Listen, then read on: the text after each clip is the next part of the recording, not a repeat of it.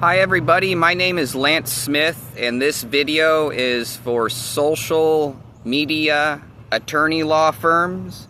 It's also for anybody who has watched a video on me, and this video is also to alarm Facebook employees and YouTube employees who are illegally blocking my YouTube account and my Facebook account. So let me tell you guys a little bit about myself. I will first start by saying there's movies and books where kids or adults, they feel like they're being monitored and they're not sure. Then they find out, well, they feel like they're being monitored by the government or something, and then they find out that they actually are, and they tell people about it, and everybody thinks they're stupid for believing that. And then after everyone thinks you're stupid and you know you're being monitored by the government or something, that becomes your reality and you have to learn how to deal with it. So let me tell you a bit about myself. Let me tell you how old I was when I felt like I was being monitored for the first time. It was not 9th grade, I believe it was 10th grade. We had a high school test called the WASL.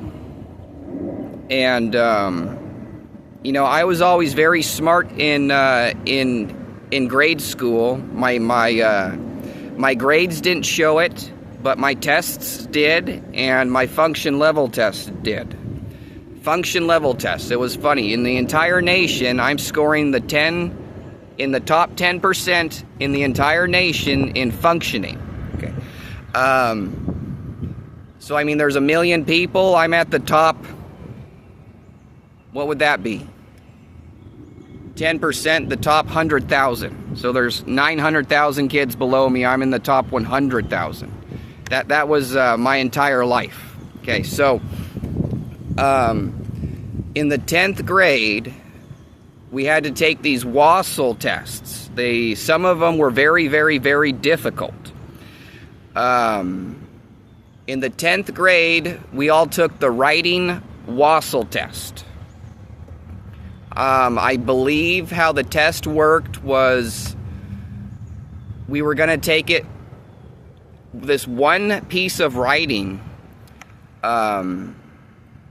We had 2 days to take the test. It was like first, second, and third period, 2 days in a row. It wasn't exactly a hard writing test, but it was difficult in a sense. It was just simply said something like, use this packet to write a three-page report on this question. Okay, so they said you have 2 days to take this test, first, second, and third. On the second day, if you still need time, you can use your last 4 periods of class to go to the library and sit in the library and finish your test for the last 4 hours of school. Like you can sit in the library you can skip your last 4 classes and sit in the library and finish the test. On day 1, I told myself the library sounds more fun than going to my 4 classes. So I told myself, even if I finish my writing test, I'm still going to go to the library. So for 2 days, I worked on the library test, on the writing thing. And then I told my teacher, yes, I need to go to the library. I mean, even if I had it done, I was just going to sit in the library for 4 hours. But I didn't do that. So this writing test, it did have requirements on it. And you have to write 3 pages on answering this. It might have been a complicated question. Okay, but anyways, it was just write 3 pages on answering this question. It was probably a difficult question. Anyways, so when I got to the library, the packet lets you rewrite the thing. yeah, it gives you room to rewrite it and rewrite it and rewrite it again until you have your handwriting perfect. So anyways, I'm in the library, and I've already written it out a couple times, and I thought to myself, you know, since I'm in the library, why don't I just try as hard as I can on this test and see how good of a test score I can actually get. So I'm in the library, and I went and checked out a thesaurus, and then I checked out a dictionary. So, I mean, like, the third time I wrote it out, I made sure that I spelt all the words correctly, and then I used a thesaurus to make sure I was using the correct word. You know, like, sometimes words are spelt different to have different meanings, like your and your, or, yeah, like, I'm trying to think of a word out there that has just two. T-O means something, and T-O-O means something too. So I would use the thesaurus to change the word correctly. So I'm in the library, and I'm using my thesaurus to check every word, and I'm using my thesaurus to use correct punctuation too, you know, periods and commas and stuff. And I'm using my dictionary to make sure I'm using, like, nouns and verbs and all this stuff correctly. So I'm using the thesaurus and the dictionary to get definitions and nouns, and I'm trying to write this as perfect as I could possibly get. So I'm in the library, and I take 4 hours, and I use my thesaurus to get the punctuation, the definitions, and the meanings all correct. And my last copy, I write it out in my best handwriting, very, very slowly, getting everything spelt right, all the punctuation. It's 3 pages long, and I complete it. And I think to myself, you know, I'm almost 100% sure I'm going to pass this test. I wonder if I'll get a high grade. The reason I was thinking that I was going to get a high grade is because it was like an answer to a question, and my answer wasn't very difficult at all. And when you read this writing that I wrote, it was very, very, very, very, very simple. It wasn't complicated. Just because I did use my periods and my commas correctly, and I did use the thesaurus and all the definitions. They weren't complicated periods and commas. They weren't complicated words. It wasn't a complicated answer or report at all. It was like a puppy wrote the thing. So I mean, like, it was just written correctly and just very boring and very simple. Okay, so I mean, so anyways, I think our test score, came at the end of the year, and we all get called to, it was towards the end of the year, we're all getting called up for our WASL test scores, and I was actually excited about the WASL, the writing part. I wanted to see what my English teacher would tell me, and I was giggling to myself because I was passing his class with a D, just barely passing. I had like a 61% D, which is what most of my grades in high school were until I went to college. For 9th and 10th grade, it was like D's in almost everything. Anyways, my English teacher calls me up, and he says, "Lance, how'd you think you did on the test?" And I told him I'm pretty positive that I passed. And he said, "Oh yeah, you passed." He goes, "You got a perfect score on the writing." A perfect. I think I heard that I got the only perfect score in my class, but someone told me a girl got a perfect score too, but I think they were just trying to take away my thunder. Anyways, my English teacher said, you got a perfect score, Lance. And he said, I wish you would have, I would have loved to see, he told me, you got a perfect score. I would have loved to see more of your work. I giggled to myself, and I was like, That is funny. I was like, yeah, I'm sure you did. But, you know, I did that a lot in my, my 9th and 10th grade year in high school. I was passing with a D, and I always did something like that on a difficult test or on a difficult project. I did it a lot. Anyways, what made me feel like I was being monitored the first time in my life is I got a perfect score on that WASL test. It's not easy to do, and I was given 0 recognition for it. Not a little bit of recognition. And I would have loved to tell that story to my school about how I got that perfect test score. But there wasn't one piece of recognition for me at all. And I'm thinking when I passed it, I told myself, you know, I don't know what career I want in life, but if all else fails, I can be a writer. It wasn't, I believe I can be a writer. I told myself I can be a writer. I just passed. I got a perfect score on that. But it gave me this weird feeling in my life. You know, I accomplished all this stuff leading up to the 10th grade, and I get a perfect score on a WASL test score on a writing thing, and none of my teachers give me any recognition. No principal, there was no recognition. So I'm thinking to myself, you know, I've seen these movies and read these books about kids getting monitored, and I think to myself, I wouldn't be surprised if the government is monitoring me, you know, after getting high function level test scores, you know, getting, you know, I got 140% test on a math score when everybody else got, well, what happened, there was an honors algebra test, and I was passing. I don't even think I was passing. I had an F. I had a 45% F or something like that.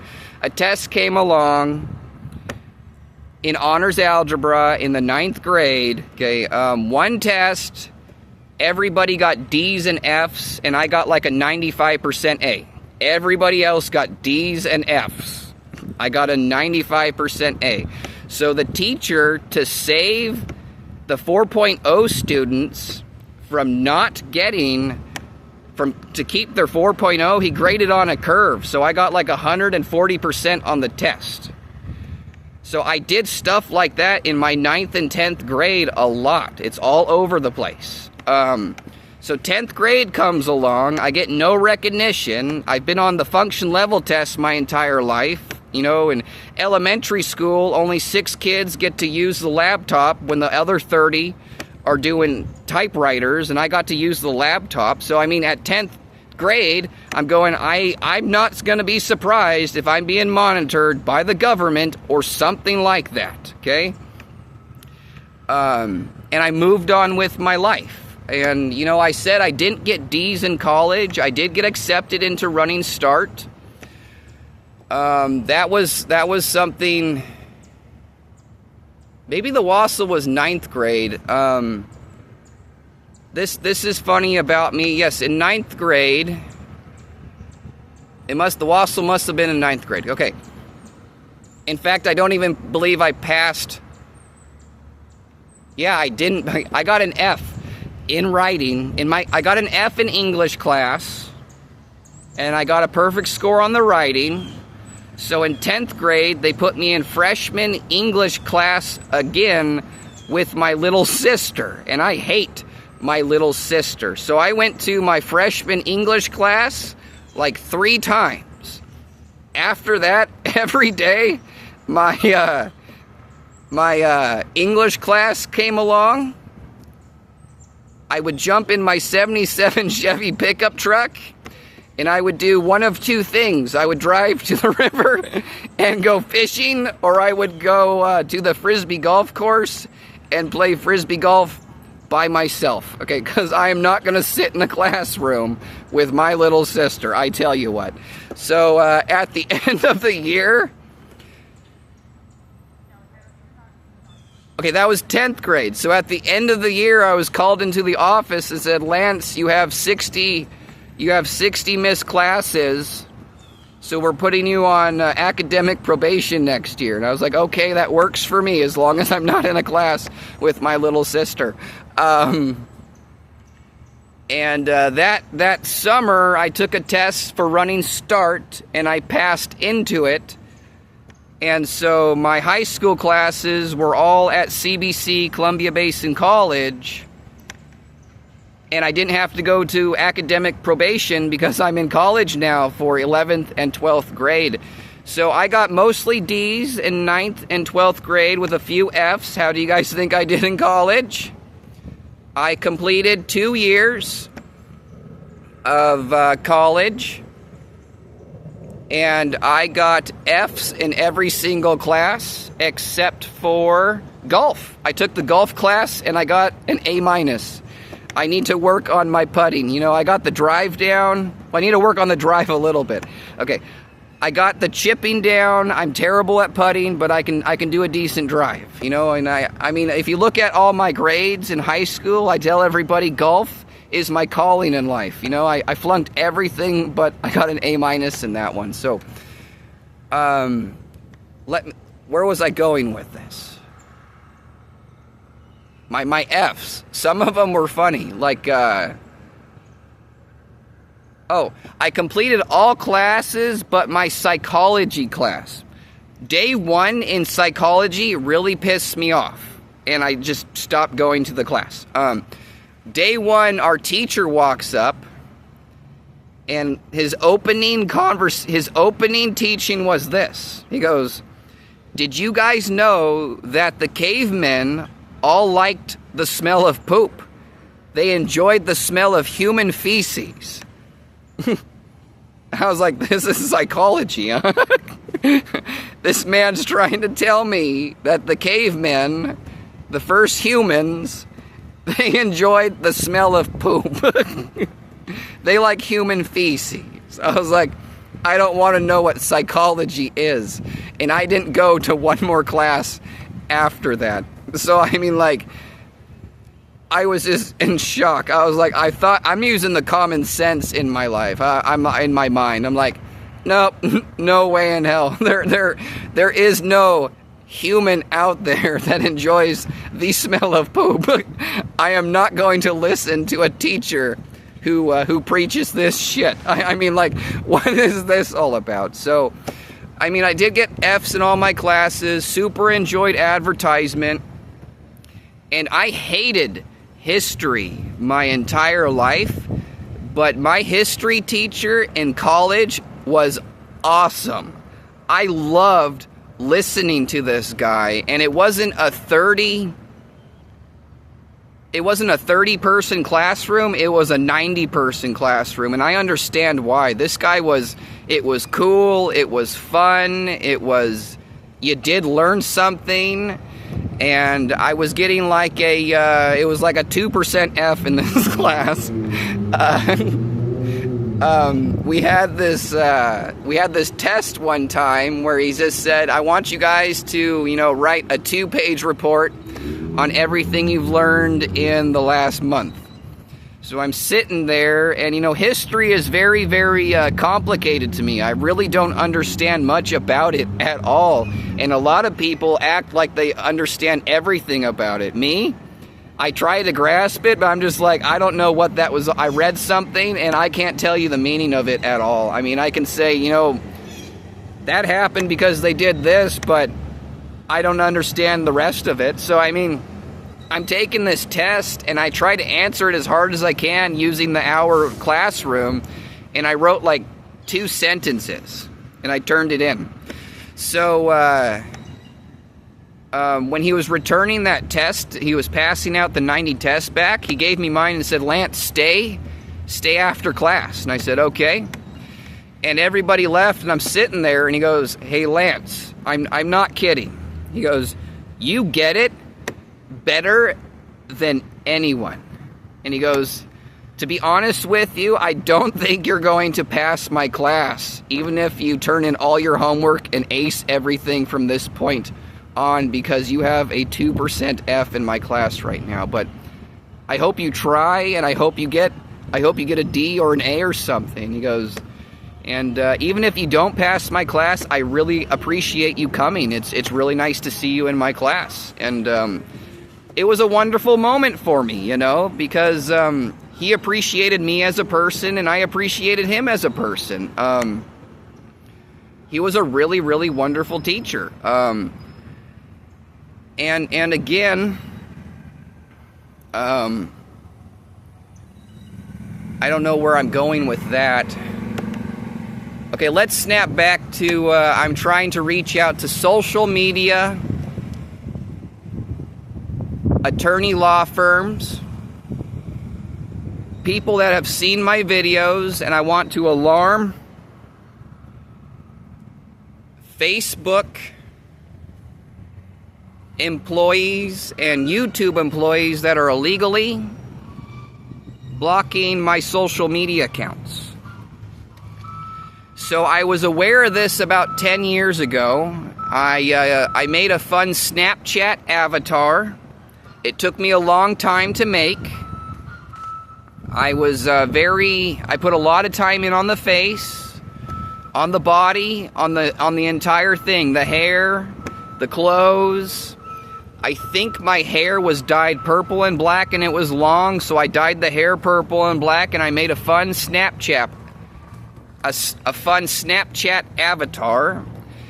And I played around with it for a couple weeks and I decided to make a Snapchat video because I did something funny. I don't know how I did it, but I was able to make a video of myself like where I am right now, and if I pointed my camera right, my Snapchat avatar would be standing there, and then he would start dancing or something, and then he would like move around. So I mean, like, it was funny. I told the video, I don't know how I did this, but I did it. So I'm like, look, there's my Snapchat avatar. I don't know what he's doing. Okay, and I would come back to me and I was like, look, he's doing something different. And then the end of the video, I said, I like the clothes I'm wearing, and I jumped up in the air and I clicked my feet together, and I said, you know, I hope this does something, and I put an end to the video. And I posted it. Okay, and I think it only told me that I got like 5 views. But what happened a few days later is when you're scrolling through Snapchat videos, new ones, at the top of the new list, there was this thing called Emoji Story. And the Snapchat company took my avatar without my permission, and they made a hysterical Snapchat video that was like 20 seconds long. It was so funny. I loved it. But they did not get my permission to make this video, and I did give it a like. Okay, so like a day later, there's another one, and my best skater friend of my life, my favorite friend of all time, is a skater friend that I've known since like age 7. We've been skateboarding together since like age 8. His name's Isaiah, and he had a Snapchat avatar too. And I tell people we go together like Rick and Morty. It's funny. But anyways, like the next day they made another emoji story of me, and they took Isaiah's avatar and they made one that was twice as funny. That was like 20 seconds long, and I gave that a like too. And every day they started making a new funny 20-second emoji story of me and my friend Isaiah, a cartoon emoji story with our avatars. Some of them were beyond funny, like crazy funny, like, wow, they did really, really good.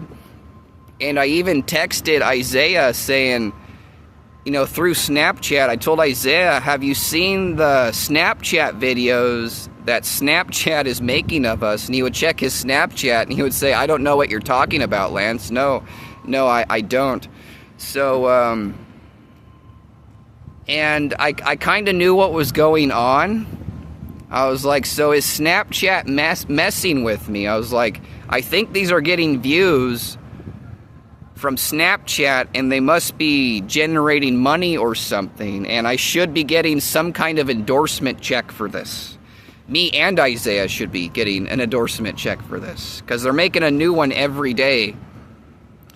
And I think Snapchat really wanted to be funny, because I got a message that said, would you like to subscribe to the emoji stories of you and Isaiah?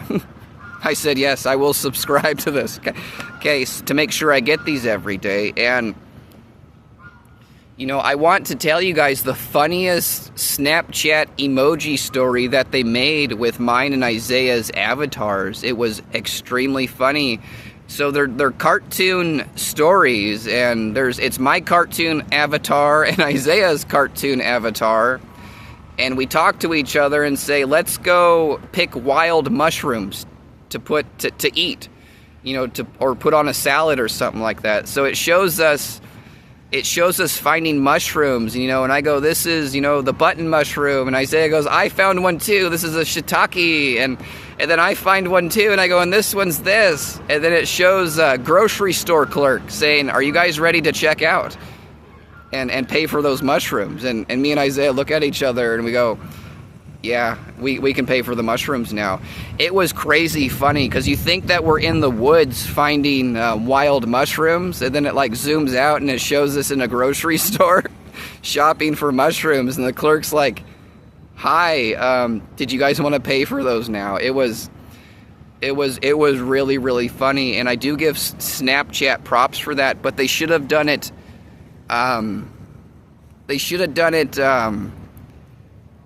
you know, professionally and you know, policy abiding. It was, you know, kind of rude in a sense. I mean, like, it would have been funnier if you guys would have, like, let me in, okay? But, anyways, so, at that point, I understood that my social media was definitely being messed with. I was positive. I was even telling people about it, you know. Snapchat's making emoji cartoons with my avatar, and you know, they shouldn't be doing that, and I think I should be getting some kind of recognition or paycheck. And everyone's like, Lance, you've lost your mind, you're full of crap, Snapchat is not making emoji stories with your avatar. And I was just like, so my reality is, yes they are, okay. Anyways, so that was like 10 years ago. So, you know, I finally moved out of Washington State because all of Washington was treating me like crap. Well, I moved to Auburn. I left my city, and I was trying to take the train to Orlando, but I decided to visit my parents in Hawaii for a month, and I got there. And, you know, I even told my parents, do you guys want me to live with you guys and I'll write a book? And, you know, my father's an idiot. He says, you don't have it in you to write a book. You can't live here. He goes, you can move to Florida, and if you get miserable enough, you can come move back in with me. He just craps on everything. Anyway, so I'm at my parents' apartment. And, you know, I'm able to tell people what I am now. I'm a freelance designer, and, you know, I have 10 different careers. And I'm in Florida, or I'm in Hawaii, and I'm thinking to myself, which career do I want to work on? And when I was in Auburn, I bought a really nice $800 acoustic electric guitar, and I practiced it a lot in Hawaii. And I'm thinking to myself, you know, when I get to Florida, I'm going to focus on my music career. You know, not my writing career, not my fashion career, okay, not my acting career, okay, just music. And I decided to buy a cheap phone before I moved to Florida, and I bought a $30 phone, and this thing is way nicer than I thought it would be, like 1,000 times nicer than I thought it would be. You know, it's not on the 5G network, it's on the 4G. It was $30, but this thing's still ridiculously cool. So I decided to focus on building a social media Facebook account. You know, I thought to myself, I have my personal life organized enough. I'm going to attempt to make a Facebook account. You know, I heard that influencers make over $100,000 a year, so I thought I would focus on making a Facebook account that would gain 1 million followers. And even if I don't make money for it, I could at least use my Facebook account to broadcast my music to when I jump back into my music career. But I decided to drop everything and focus on a good Facebook account to relay off, or to there's a guy playing music I decided to make this Facebook account to help my future careers. So I had, I do have experience with social media, computers, photography, writing. I was like, I should be able to create a Facebook that gains me 1 million followers. I'm very, what's the word I'm looking for? It's a simple word, okay. Confident. I was confident I could do it. So I'm just going to focus on this. I was confident. So 1 million followers on Facebook. I had a fun story. I had 14 years of a terrible story. I decided to leave it all behind and create an innocent, fun Facebook that everybody could enjoy. I had an adventure to go on, and I wanted everybody to see the adventure. And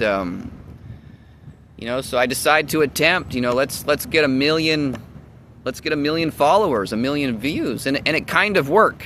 It kind of worked, kind of, big kind of. Okay, so let me show you where I'm at now. Okay, I made 33 YouTube videos, and I probably made 500 Facebook posts. I worked really hard, and I got 5,000 Facebook friends. It took me like 3 weeks to do, and I started making fun posts. And my followers shot up to like 650 really, really, really fast. And then they stopped at 650. And then they would go up like 4, and then they would drop down like 2. Then it would go like up 10, then drop down 5, then go up 1, drop down 2, and I'm like, this can't be right, and it shoots up to 700. And it stays at 700, and it goes to 707. Okay, now it's at 700 again. I'm like, okay, this is dumb. Someone's messing with my stuff. So, not just that. My YouTube account, it's going through the same thing. So I made 33 videos, and I can see the view count on all of them.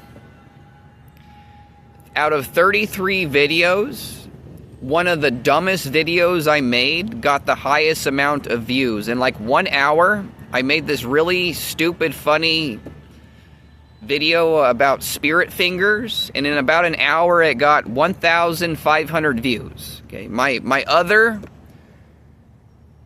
videos, they all have like 20 views. One of them has 1,300 views. One of them has 700 views. But like the other 25, they have like 5 views or 20 views. And the Spirit Fingers one got 1,500 views. That was 3 months ago. In an hour, it got 1,500 views. It's been 3 months, and it hasn't gotten 1 view over 1,500. So yes, there's something wrong there, too. And my Facebook posts, though I made about 500 of them, they always get either 1, 2, or 3 likes, never more than 3. So, through monitoring my own Facebook account and YouTube account, okay, my Facebook posts never get more than 3. My YouTube videos, they rarely get more than 20, and one of them got 1,500, and it doesn't go over there. So, what I'm trying, how do I explain this? I don't know what these criminal Facebook and YouTube employees have done to me, but I mean,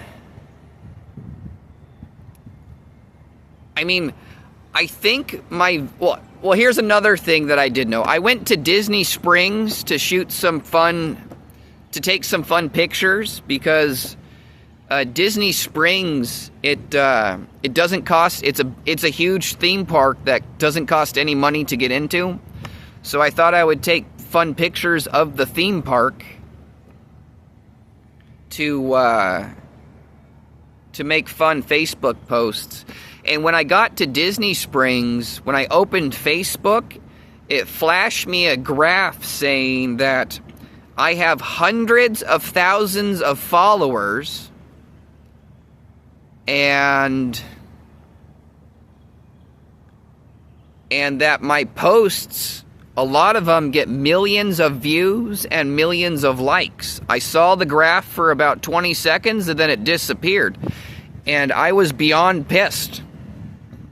Beyond pissed. And that's when my Facebook posts started getting dark and violent and irritated and upset. Was after I got that graph flashed at me, because, you know, I'm working extremely hard to gain followers, and I heard that you can make $100,000 a year doing this, and, you know, that's almost $10,000 a month, and, you know, I'm at that point, you know, I'm eating men's shelter food, and I only have 2 changes of clothes, you know, and I'm going to Disney Springs with zero money, and they're flashing me a graph saying, you know, you have hundreds of thousands of followers, and we're not, and millions of likes, and we're not recognizing you as anything. You know, you're not allowed to see your followers or your likes.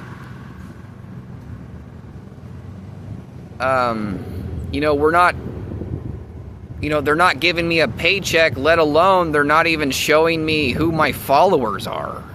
I was beyond pissed off. So my mind's saying, what is going on right now? Because on my Facebook account, I have people from different countries talking to me. Nigeria, Peru. What other countries have I seen? Weird countries like Zimbabwe and stuff. People are talking to me. So I'm wondering if my YouTube videos and my Facebook posts, not only have they gone viral in America, but they've reached other countries. And what's upsetting me is I don't know if the Facebook and the YouTube criminal hacker employees have set it up, but I mean, when somebody watches a video on me, does it say you have 20 followers? And if you click, or does it say 20 views? And if you click it, it still says 20 views. So I mean, even if you like me as a person, and you want me to be recognized by millions of people, I'm still not. Well, at least I am, but it's not there in a sense. Do you guys see what I'm saying? Like, I think they might have set it up to where this video will go viral. 20 million people will hit like, but it still only says 20 likes on it. I don't know what's going on. But this is where my glory comes in the situation, because they say knowledge is power, and knowledge really is power. And let me show you the knowledge of this situation that I have. This is for all the social media attorney law firms. All companies have problems. Because these problems exist, there are attorney law firms made for all problems in companies. I mean, there's problems in doctors' offices. Oh my God. What's it matter anyway? There's problems in the courthouse. There's problems in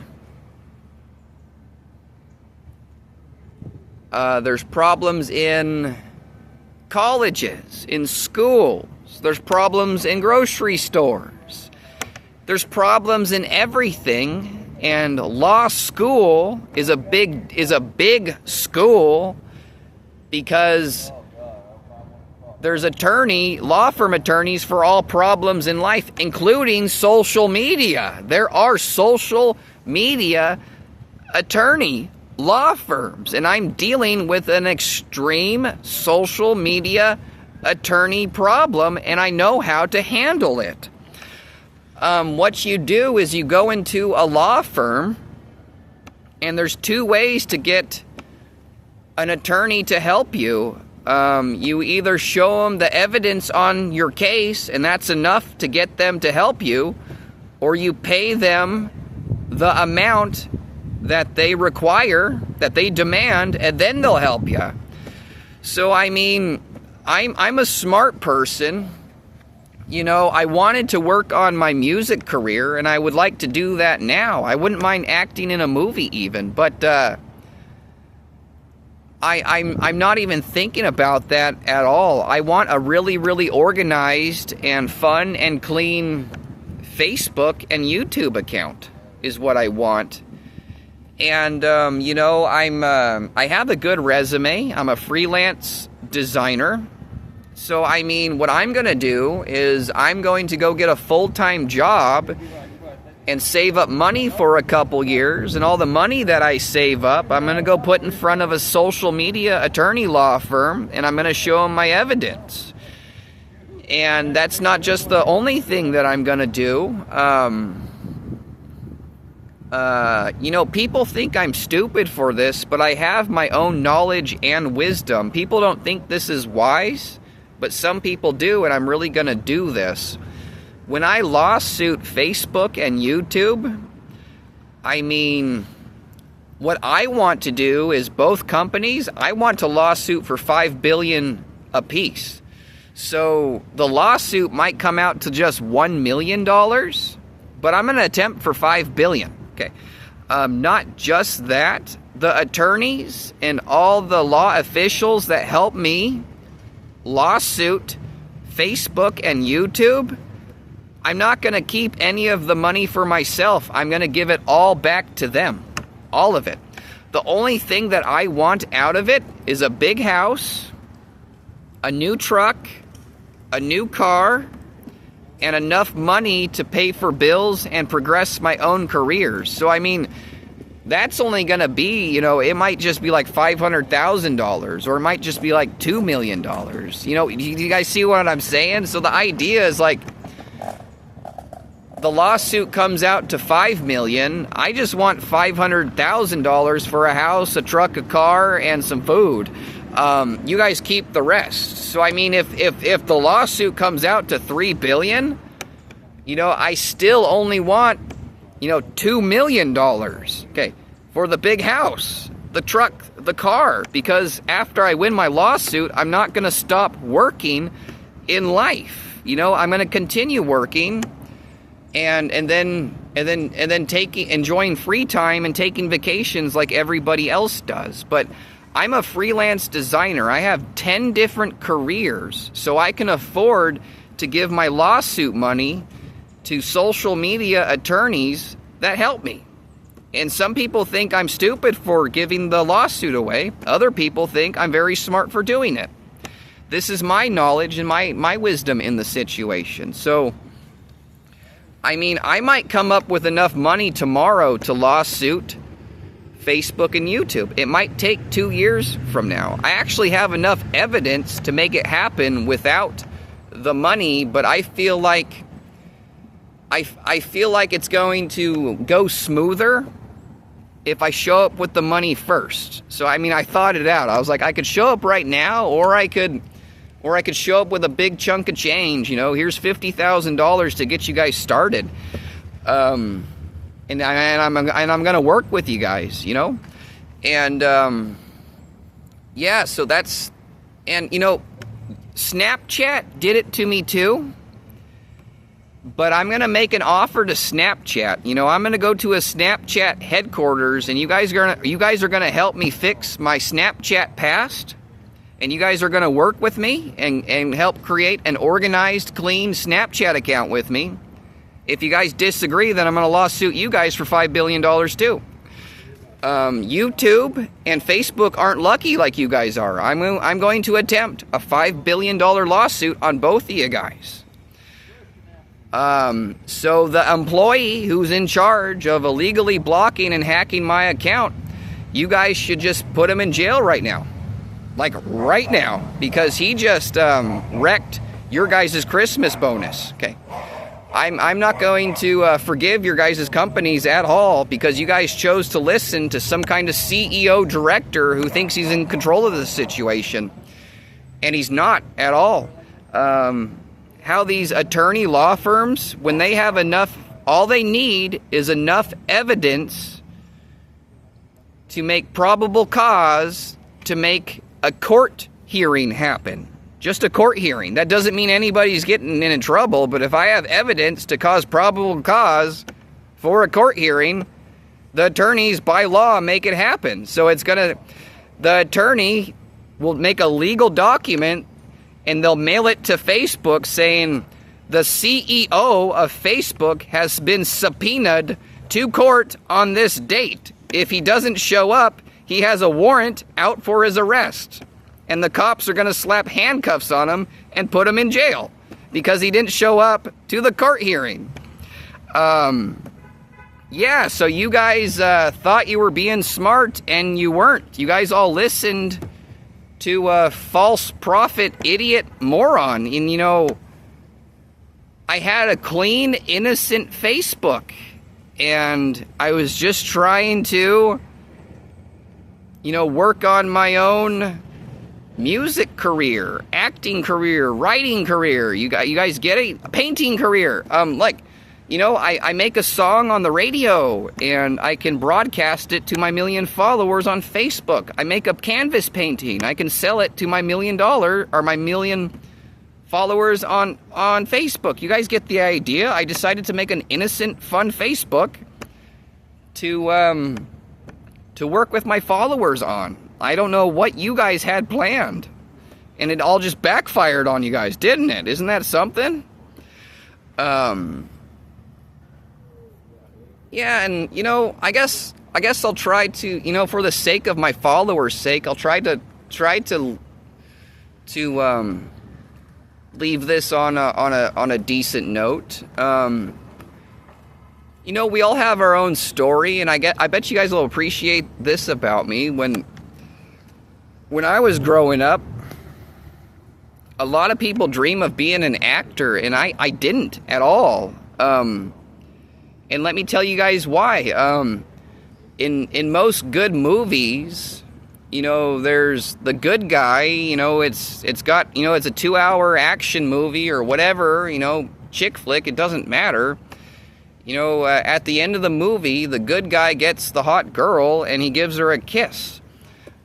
I never dreamed of being an actor because I don't want to act and give a hot girl a kiss. So, I mean, like, if someone said, Lance, we'll give you $5 million to act this cool part, and at the end of the movie, you get to kiss this hot supermodel actress, I would tell you no, because I don't want to kiss a girl that I don't actually like. You guys see what I'm saying? There was no dream of me being an actor.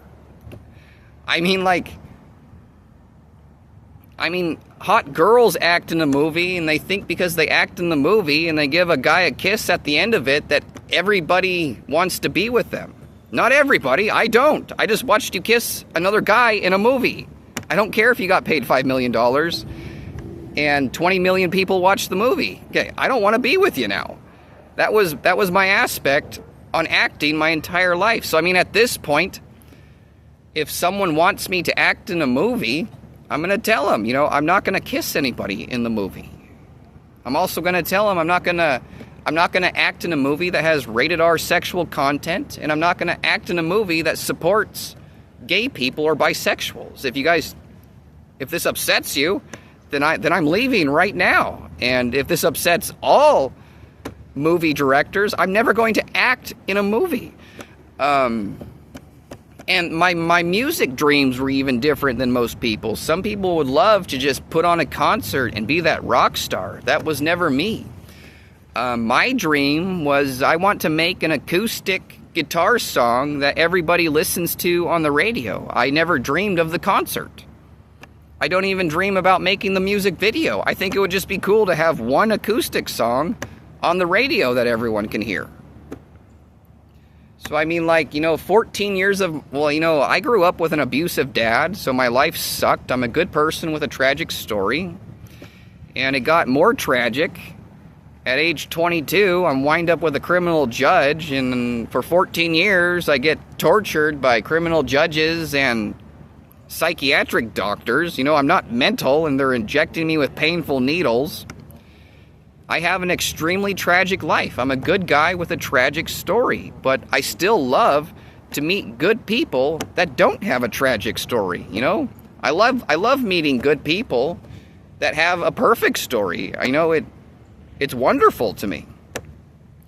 I wish nobody had a tragic story, but some of us do, and we have to make the most of the life that we have and then move forward from that, But yeah, so there's some kind of Facebook employee hacker on YouTube and Facebook that thinks he's being funny and smart, but he's either A, getting ready to go to jail, or B, getting ready to be beat up.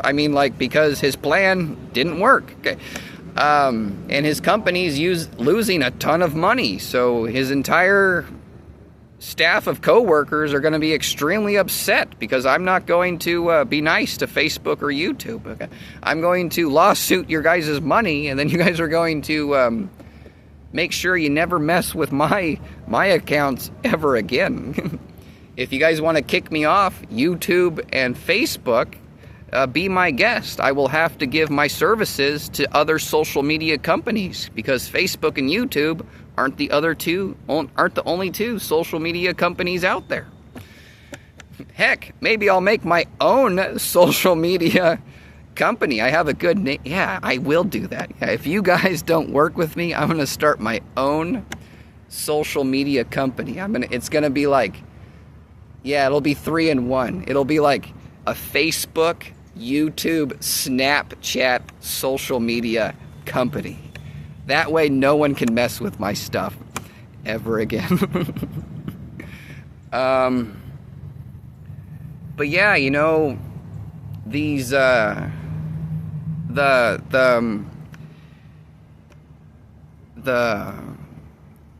employees in charge, the employee hacker criminals in Facebook and YouTube that are in control of blocking my accounts. Everybody tell them that they can call me Blockbuster, the director villain. Blockbuster, yeah. So you chose to block Blockbuster's stuff. You really screwed up. Okay. I think I got all my points across. I'm Lance Smith. I'm a freelance designer. What I'm working on right now is getting a full-time job so I can give money to social media law firms to get social media attorneys to help me lawsuit Facebook and YouTube and to lock up the men and women in charge of illegally blocking my accounts. So that's what I'm working on, one day at a time.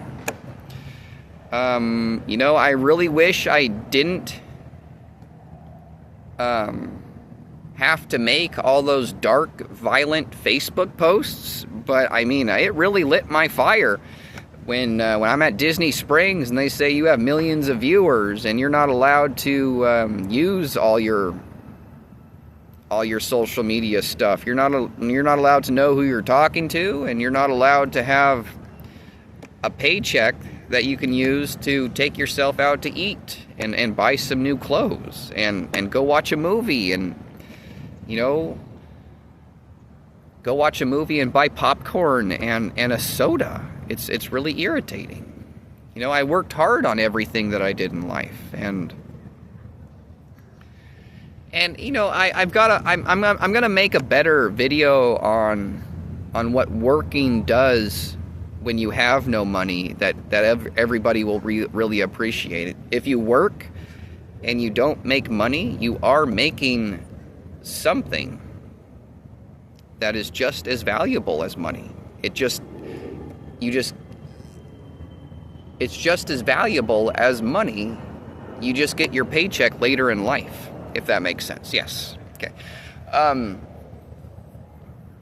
But yeah, I'll make a video on that later. You know, I'm going to be busy for the next couple weeks. But yeah, so I hope this video reaches social media, law firm attorneys, and I hope those who appreciate me as a person and have seen my videos, I hope they understand me better. And, you know, I hope a safe and fun Halloween upon everybody this Halloween.